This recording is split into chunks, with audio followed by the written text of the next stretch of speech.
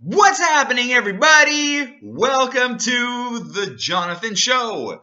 We are going to talk about a really important subject that has been on my mind for a decade, and that is the subject of education and how the university is influencing how education works, and why actually that's a huge problem, and how our children are going to continue to be raised in less than ideal circumstances. So, stay tuned.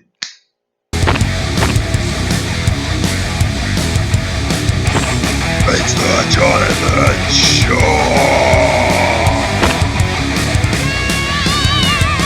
Now, think about it for a moment. Where do children spend almost half their time when they grow up? It's in school.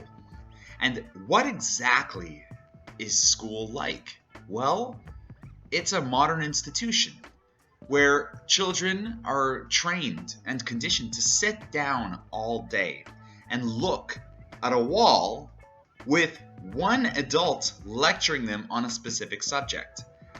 When they go out of the class or when they are engaged with their colleagues, everybody's of the same age group.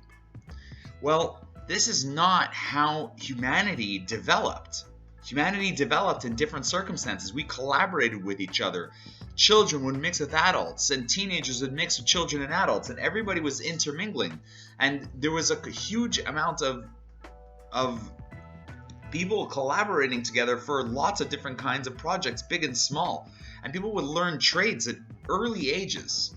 I'm not necessarily saying that was ideal, because obviously there's reasons why we decided on a modern education, right? We want our children to be excellent thinkers. We want them to know how to perform mathematics, to speak different languages, to think critically about things that they read, to be able to read. It's not all bad. It's actually amazing what we've created. But the issue is that there are serious complications when you have a living body, a child, sitting still for several hours a day, being forced to memorize and regurgitate information. And on top of that, the worst thing that we do to our kids is that we compete them with each other. Now, competition is healthy. It's part of being human. But what we are doing is we are grading our children, and we are making them compare themselves to other people, and we are stratifying them into different groups based on their performance. And this has a logical reason to it, and this is why the university is to blame. The university are the ones that are dictating how education works from pre-K all the way up to PhD, right? Not only are they, for the most part, in many parts of the world, the ones who accredit who becomes a teacher, so they control the philosophy and theory of teaching. But the most important thing is that it is important to recognize their vested interest in ensuring that they get the cream of the crop, best candidates for their PhD courses. Their whole objective is not to teach. The whole objective of the university is to train highly skilled professionals. And even more important to the university than highly skilled professionals are highly skilled researchers who continue to accumulate wealth through research grants via ongoing research for the university. I had a professor when I did my bachelor's in sociology. We asked him the question, we spent 45 minutes talking about it. We asked him the question, what is important when it comes to a university selecting who should be a professor at the university?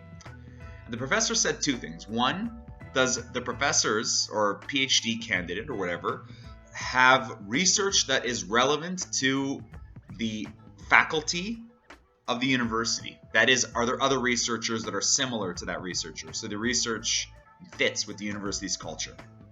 The second thing that was the most important to the university is the research going to receive ongoing financing via research grants?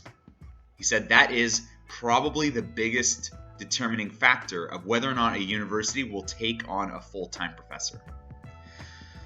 And I don't need to say that if you know anybody who's a PhD candidate, or you have a PhD, or you know somebody that is a PhD, they will be the first to tell you that it's all about the research, and it's all about what they can produce in terms of research. And constantly they are working and slaving to help the research of their professors.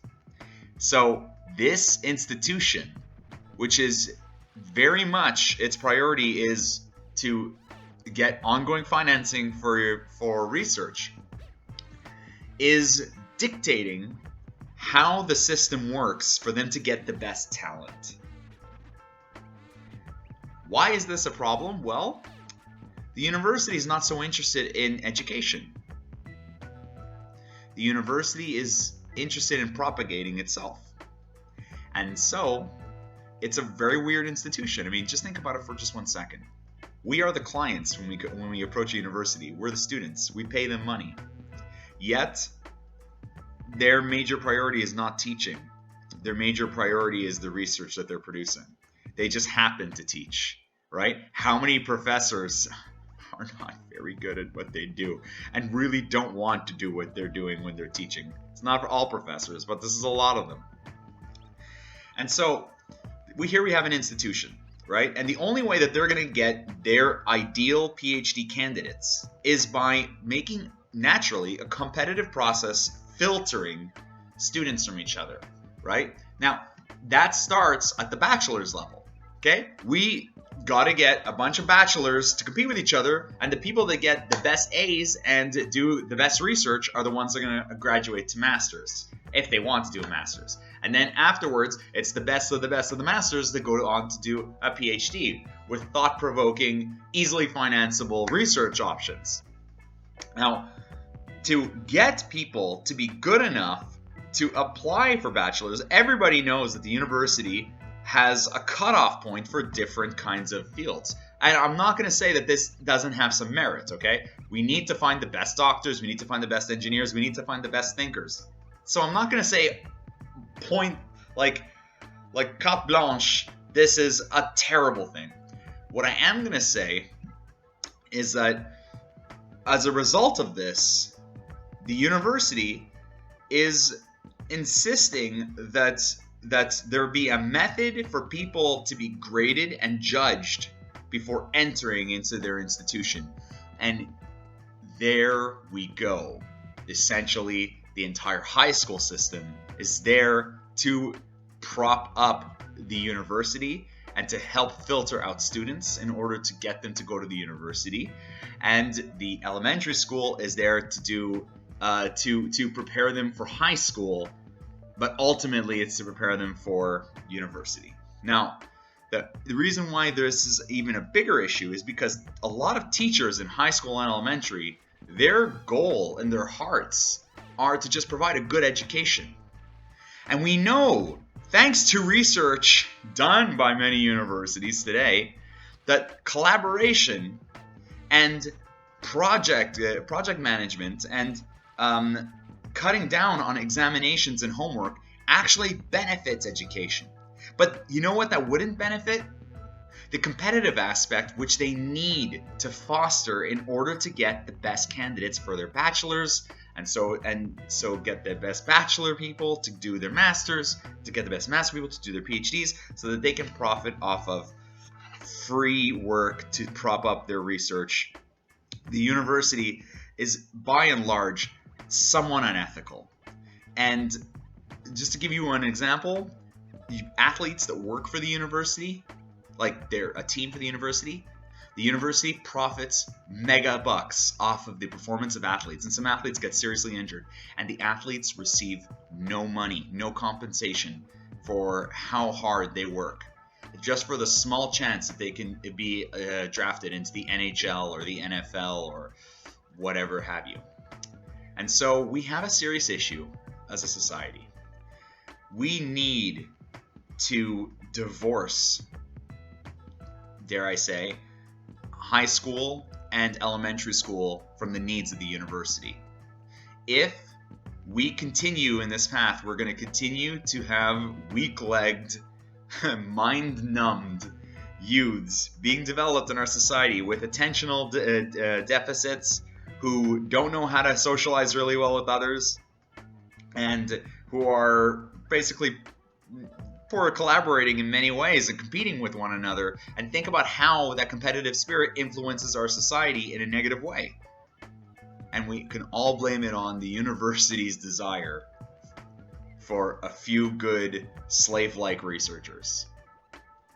I just want to leave everybody with this thought. And we should start getting critical about how we raise our children. We can teach amazingly towards our children and reinforce critical thinking skills and reinforce collaboration and reinforce all the basic skills to get along in society without making them compete with one another. So that's it for today. I wish everybody a wonderful day, and I will hope that you are enjoying your time in isolation. If you like the video, subscribe to the channel and just click that like button. All right? Cheers.